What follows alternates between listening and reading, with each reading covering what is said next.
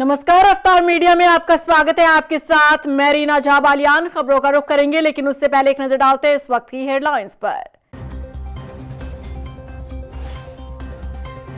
धामी को राजशाही उत्तराखंड के मुखिया की कुर्सी। बीजेपी के सबसे लंबे कार्यकाल वाले सीएम बने पुष्कर सिंह धामी। धाकड़ फैसलों और जनता से जुड़ाव ने दिया साथ। हरिद्वार में कांवड़ियों का भव्य स्वागत करने की तैयारी में उत्तराखंड सरकार। सीएम धामी ने ली बड़ी बैठक, अधिकारियों को दिए दिशा निर्देश।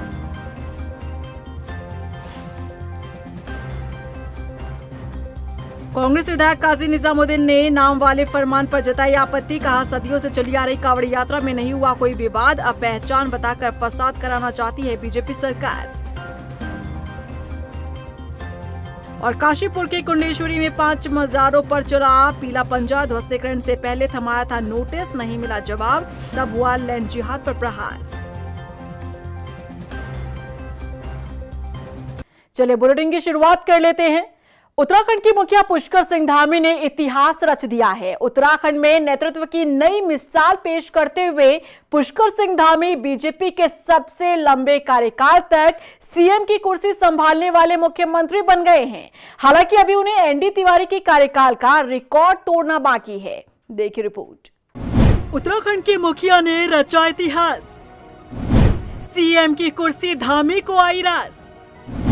बीजेपी के सबसे लंबे कार्यकाल वाले सीएम बने धामी। जनता से जुड़ाव धामी की बनी ताकत। उत्तराखंड के मुख्यमंत्री पुष्कर सिंह धामी ने इतिहास रच दिया है। प्रदेश में सियासी स्थिरता लाते हुए पुष्कर सिंह धामी बीजेपी के सबसे लंबे समय तक सीएम की कुर्सी संभालने वाले मुख्यमंत्री बन गए हैं। बीजेपी के लिए उत्तराखंड में सीएम धामी का कार्यकाल मील का पत्थर साबित हो रहा है। उन्होंने न केवल संगठन में स्थिरता और विश्वसनीयता का नया पैमाना स्थापित किया है, बल्कि सूबे की सियासत में भी एक मजबूत छवि गढ़ी है। बता दें कि उत्तराखंड की राजनीति में नेतृत्व हमेशा अस्थिरता का शिकार रहा है, लेकिन जब बात पुष्कर सिंह धामी की आती है तो तस्वीर कुछ और ही नजर आती है। पुष्कर सिंह धामी बीजेपी के पहले ऐसे मुख्यमंत्री हैं जो लंबे समय से राज्य के सीएम हैं। इससे पहले कांग्रेस के एनडी तिवारी ही एकमात्र ऐसे मुख्यमंत्री रहे जिन्होंने 5 साल का कार्यकाल पूरा किया। अब एनडी तिवारी के बाद सीएम धामी का नाम दर्ज हो गया है।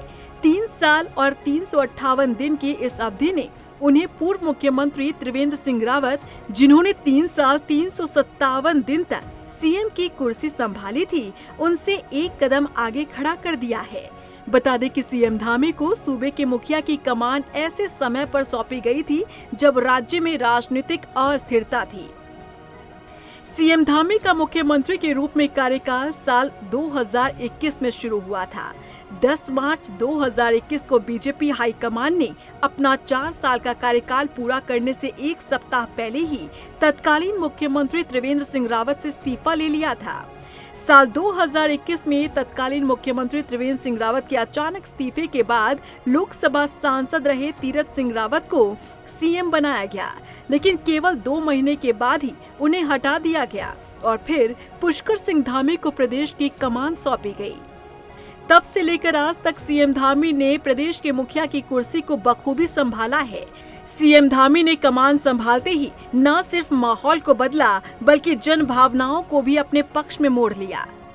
2022 के विधानसभा चुनाव में जब बीजेपी ने ऐतिहासिक वापसी की, तो ये साफ हो गया कि धामी ने जनता का विश्वास जीत लिया है।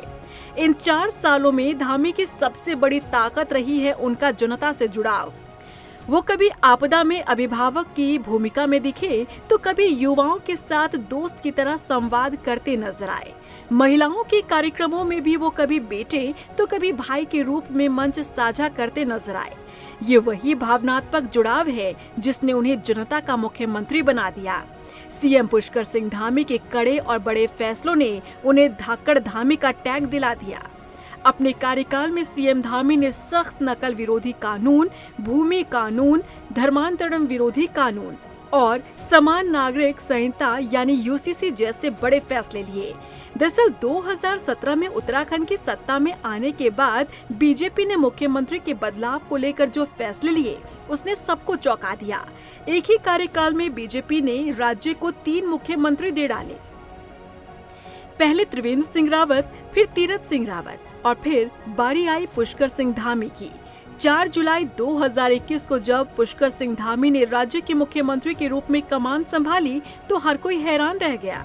दूर दूर तक किसी ने सोचा तक नहीं था कि बीजेपी जिस चेहरे को मुख्यमंत्री के तौर पर सामने रखेगी वो पुष्कर सिंह धामी होंगे, क्योंकि कयासों का बाजार तो गर्म था और इस हिसाब से राजनीति के जानकार सीएम की रेस में कई नामों की लिस्ट तैयार करने में लगे थे।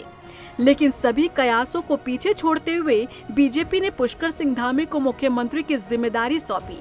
आज पुष्कर सिंह धामी ने इतिहास रचते हुए खुद को उन मुख्यमंत्री की लिस्ट में शामिल किया है जिन्होंने राज्य में सियासी स्थिरता को देने का काम किया। अपने काम को लेकर न सिर्फ सीएम धामी ने राज्य की जनता का विश्वास जीता है, बल्कि केंद्र नेतृत्व में भी अपनी अच्छी पकड़ बनाई है। बीजेपी ने जिस युवा चेहरे पर दांव लगाया था, अपने कार्यों के जरिए सीएम धामी न सिर्फ हाईकमान की उम्मीदों पर खरे उतरे, बल्कि राज्य की राजनीति में भी अपनी अलग पहचान बना ली। रफ्तार मीडिया के लिए देहरादून से ब्यूरो रिपोर्ट। उत्तराखंड सरकार इस साल भी हरिद्वार में कांवड़ियों का भव्य स्वागत करने की तैयारी में है। गुरुवार को हरिद्वार पहुंचे मुख्यमंत्री पुष्कर सिंह धामी ने कांवड़ मेले की तैयारियों को लेकर उच्च स्तरीय समीक्षा बैठक की। इस दौरान सीएम धामी ने अधिकारियों को जरूरी दिशा निर्देश दिए। बैठक में मुख्यमंत्री ने कांवड़ मेले के भव्य आयोजन पर जोर दिया। साथ ही अधिकारियों ने यात्रा मार्ग पर व्यवस्थाओं को बनाए रखने के लिए कहा। उन्होंने कहा कि देवभूमि शिव भक्तों के स्वागत के लिए तैयार है। वहीं सीएम धामी ने बीजेपी सरकार के 4 साल पूरे होने पर आयोजित कार्यक्रम में भी हिस्सा लिया। कांवड़ यात्रा भी शुरू हो रही है, अमरनाथ यात्रा भी शुरू है और कांवड़ यात्रा के लिए हम लोग यहाँ पर सभी अच्छे प्रबंध हों, आने वाले कांवड़ यात्रियों को उनकी यात्रा ठीक प्रकार से संपन्न हो, उसके निमित्त आज यहाँ पर सभी विभागों की एक समीक्षा बैठक भी यहाँ पर कर रहे हैं और हम प्रयास करेंगे कि ये यात्रा हमारी भव्य हो, दिव्य हो, सभी कांवड़ यात्री का अच्छा अनुभव लेकर जा सकें। उधर मंगलौर के कांग्रेस विधायक काजी निजामुद्दीन ने धामी सरकार के नाम वाले फरमान पर आपत्ति जताई है। उन्होंने कहा कि सरकार अपनी नाकामियों को छुपाने के लिए धर्म के नाम पर लोगों को बांट रही है। कांग्रेस विधायक काजी निजामुद्दीन का कहना है कि कांवड़ यात्रा सदियों से चली आ रही है, अब तक कोई विवाद नहीं देखने को मिला, बावजूद इसके बीजेपी सरकार नफरत फैला रही है। बता दें कि मुख्यमंत्री धामी ने कांवड़ यात्रा मार्ग पर पड़ने वाले प्रतिष्ठानों पर दुकानदार का नाम, लाइसेंस और पहचान पत्र प्रदर्शित करना अनिवार्य किया है। सदियों से कांवड़ चलती चली आ रही है। ये अभी जब से ये भारतीय जनता पार्टी की सरकार दूसरे टर्म में आई है, इन्होंने ये नई नई प्रक्रियाएं शुरू की गई कर रहे हैं। यहाँ कभी किसी विवाद की कोई सूचना नहीं आई, लेकिन इनकी सरकार के चलते इस तरह की बातें आ रही हैं। अब अपनी प्रशासनिक विफलताओं को छुपाने के लिए और अपने कुप्रबंधन को छुपाने के लिए ये इस तरह की बातें कर रहे हैं। पूर्व मुख्यमंत्री और कांग्रेस के वरिष्ठ नेता हरीश रावत ने सरकार पर पंचायतों को कमजोर करने का आरोप लगाया है। हरदा ने कहा कि धामी सरकार अब भी चुनाव टालने की फिराक में थी, लेकिन जब कांग्रेस ने इसके खिलाफ हल्ला बोल किया तो सरकार को मजबूरन चुनाव का ऐलान करना पड़ा। बता दें कि हरदा ने पंचायत प्रत्याशियों को शुभकामनाएं भी दी हैं। उन्होंने कहा कि पंचायतों में चुनाव से लोकतंत्र को मजबूती मिलेगी। सभी अभ्यर्थियों को, उम्मीदवारों को जो नामांकन कर रहे हैं, मेरी शुभकामनाएं हैं। पंचायतें मजबूत हों तो लोकतंत्र मजबूत होगा, प्रदेश मजबूत होगा। और ये तो सरकार षड्यंत्रपूर्वक पंचायतों को कमज़ोर कर रही थी, इसलिए हमने निरंतर जब चुनाव टाले आवाज़ उठाई और प्रशासक व्यवस्था के खिलाफ आवाज़ उठाई। अब प्रशासक व्यवस्था में कितना बड़ा भ्रष्टाचार होता है उसका मेरे पास कुछ फोटोग्राफ आए हैं जो सेंट्रल खरीद हुई है और उसके परिणाम स्वरूप क्या कुछ गाँव को मिला है। तो ये इसीलिए तय किया गया जब पंचायतों को बहुत अधिकार दिए गए, वित्तीय अधिकार दिए गए, तो उस समय संविधान संशोधन के जरिए कहा गया कि एक निर्वाचित प्रतिनिधि से दूसरा निर्वाचित प्रतिनिधि पावर लेगा, पद ग्रहण करेगा। भाजपा ने सब तोड़ दिया क्रम जो है। उत्तराखंड के पूर्व मुख्यमंत्री हरीश रावत अक्सर ही अपने बयानों को लेकर चर्चाओं में रहते हैं। पहले 27 का चुनाव नहीं लड़ने का बयान दिया, फिर संगठन के लोगों को भी ज्ञान दे दिया। अब कांग्रेस प्रदेश अध्यक्ष करण माहरा ने जो रिएक्ट किया, उस पर हरदा के बयान से सवाल खड़े हो रहे हैं कि क्या हरीश रावत फिर से मुख्यमंत्री बनने का ख्वाब देख रहे हैं। देखिए रिपोर्ट। उत्तराखंड के पूर्व मुख्यमंत्री और कांग्रेस पार्टी के वरिष्ठ नेता हरीश रावत ने कुछ समय पहले एक बयान दिया था, जिसमें हरीश रावत ने कहा था कि संगठन के लोगों को चुनाव लड़ने के बजाय लड़वाना चाहिए, जिससे पार्टी को फायदा होता है। साथ ही उन्होंने कहा था कि वो 2027 में विधानसभा चुनाव नहीं लड़ेंगे, वो चुनाव लड़ाने पर ज्यादा फोकस करेंगे। इसके बाद राजनीतिक गलियारों में चर्चाएं चली कि हरीश रावत चाहते हैं कि जो लोग संगठन में हैं वो चुनाव ना लड़ें। अब इस पर कांग्रेस प्रदेश अध्यक्ष करण माहरा ने बयान देते हुए कहा कि चुनाव किसको लड़ना है या किसको नहीं लड़ना, यह हाईकमान के हाथ में होता है। अगर हरीश रावत चाहते हैं कि करण माहरा चुनाव ना लड़े तो मैं चुनाव नहीं लड़ूंगा, चुनाव में प्रचार करने का काम करूंगा। देखिए, रावत जी का अपना सुझाव है, अनुभव है, और अब वो किस मंशा से कह रही है वही ज़्यादा बेहतर समझ सकते हैं। लेकिन जो शीर्ष नेतृत्व निर्णय करेगा उसका पालन सभी करेंगे। और मुझे भी अगर चाहते हैं हरीश रावत जी मैं चुनाव ना लड़ूं तो मैं तैयार हूं, मुझे कोई दिक्कत नहीं है, मैं भी प्रचार करूंगा। करण माहरा के बयान के बाद हरीश रावत ने भी सफाई पेश की है। उन्होंने कहा कि मैंने ये बात सामान्य तौर पर कही, किसी को ध्यान में रखकर नहीं कहा गया। हरीश रावत ने कहा कि अगर फिर भी ऐसा कोई संदेश गया है तो उसके लिए वो माफी मांगते हैं।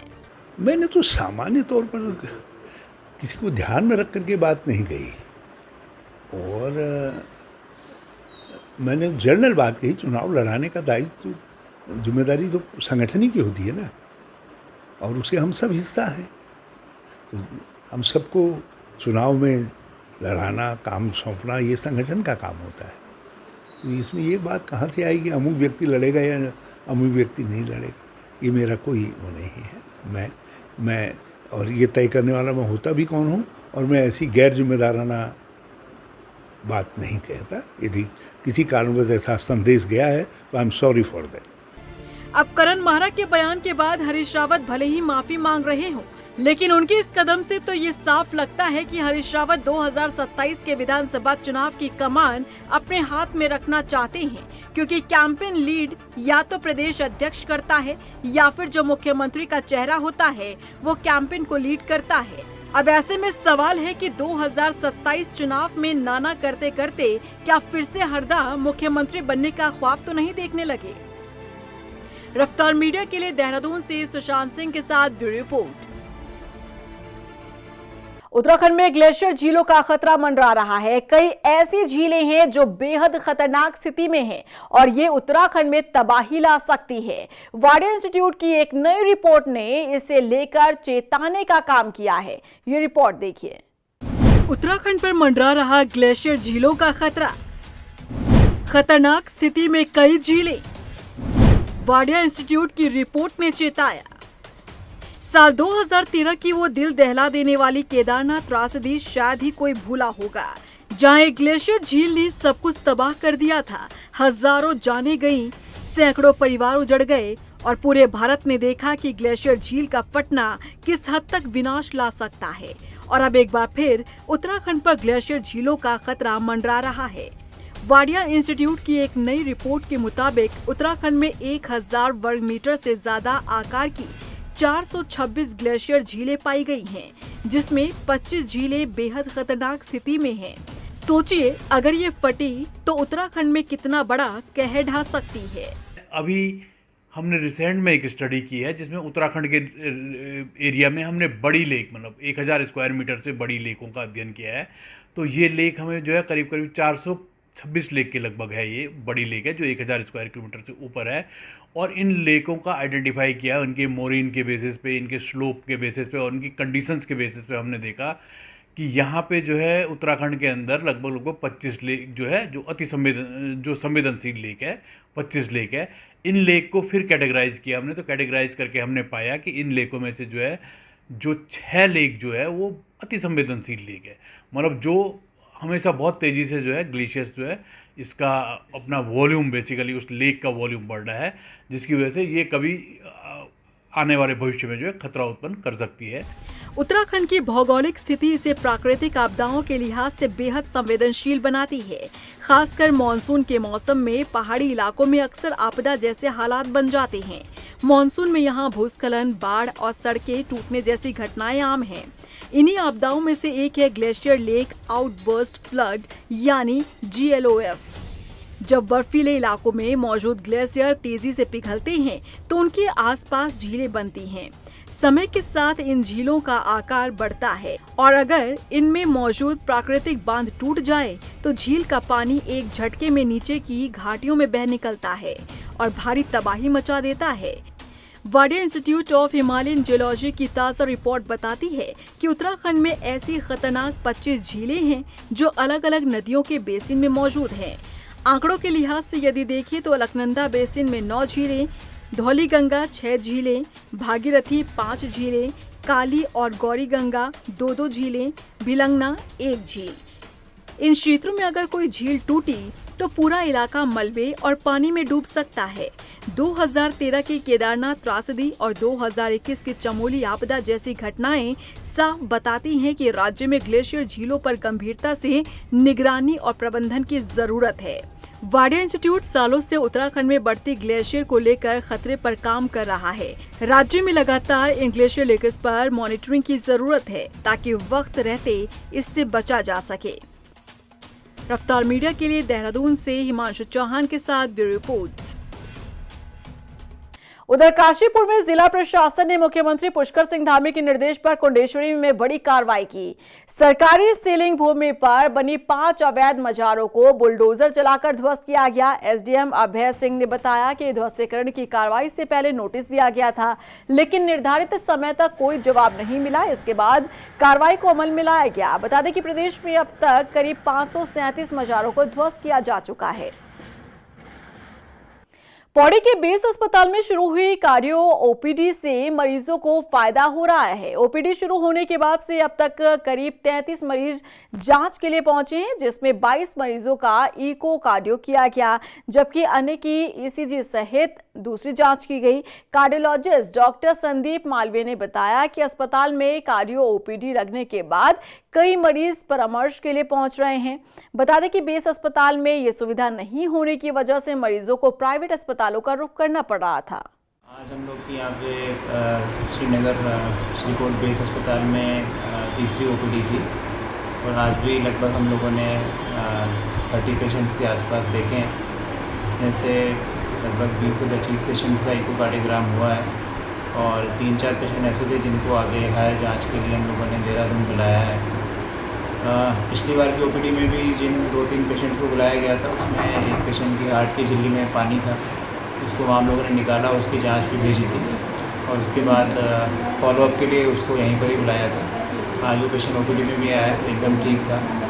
विकासनगर के बाड़वाला में अचानक यमुना नदी का जलस्तर बढ़ गया और इस वजह से वहां काम कर रहे करीब 11 मजदूर फंस गए। घटना की सूचना जैसे पुलिस को लगी, उसने एसडीएफ के साथ ही मिलकर रेस्क्यू ऑपरेशन चलाया। उफनती नदी को पार करते हुए रेस्क्यू टीम ने टापू पर फंसे महिला समेत 11 मजदूरों को सुरक्षित बाहर निकाला। वहीं टीम ने लोगों से अपील की है कि बरसात के इस मौसम में नदी नालों से दूर रहें। चौकी से हमें सूचना मिली थी लगभग 8 बजे के आसपास, 8:20 के आसपास, जिसमें सूचना मिली थी कि डुमैत आश्रम के पास नदी में कुछ मजदूरों के फंसे होने की सूचना है, जिस पर हमने मौके पे आकर देखा, जिसमें लगभग 11 मजदूर थे, जिसमें 4 लेडीज़ थी और 7 जेंट्स थे और ये बीच नदी में फंसे हुए थे, जिनको हमने सकुशल निकाल दिया है। ये लगभग संभवतः ये खनन करने आए थे, जिसमें इनके 3 ट्रैक्टर भी है और इनका यही काम है, खनन वाले मजदूर है, ये नदी के किनारे ही रहते हैं। इनमें रुड़की के डिफेंस कॉलोनी में पूर्व सैनिक ने अपने आप को गोली मारकर आत्महत्या कर ली। जानकारी के मुताबिक 40 साल के कुलदीप त्यागी ने घर में रखी राइफल को गर्दन के पास सटाकर ट्रिगर दबा दिया और गोली चलने की आवाज सुनते ही पेशेंट कमरे की ओर दौड़े तो वहां कुलदीप को लहूलुहान हालत में पड़ा देखा। उधर सूचना के बाद मौके पर पहुंची पुलिस मामले की जांच में जुट गई है। एसपी देहात शेखर चंद सुयाल ने बताया कि मृतक ने कुछ साल पहले ही सेना से वीआरएस लिया था।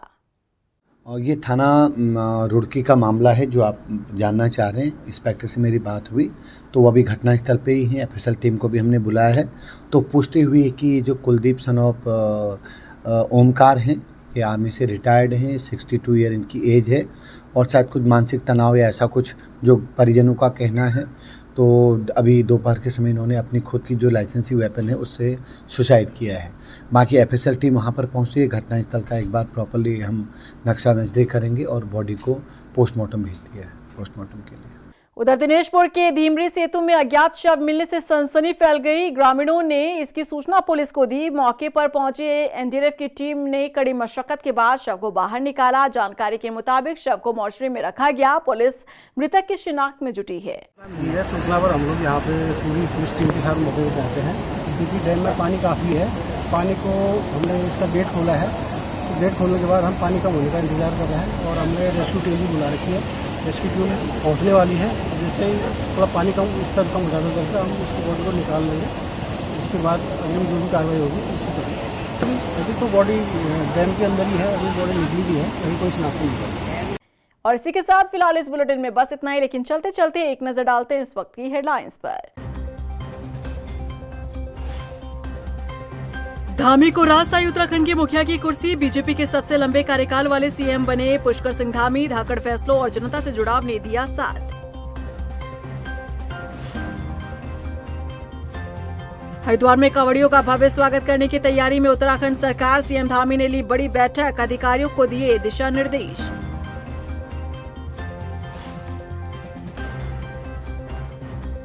कांग्रेस विधायक काजी निजामुद्दीन ने नाम वाले फरमान पर जताई आपत्ति। कहा सदियों से चली आ रही कांवड़ी यात्रा में नहीं हुआ कोई विवाद, अब पहचान बताकर फसाद कराना चाहती है बीजेपी सरकार। और काशीपुर के कुंडेश्वरी में 5 मजारों पर चढ़ा पीला पंजा। ध्वस्तीकरण से पहले थमाया था नोटिस, नहीं मिला जवाब, तब हुआ लैंड जिहाद पर प्रहार।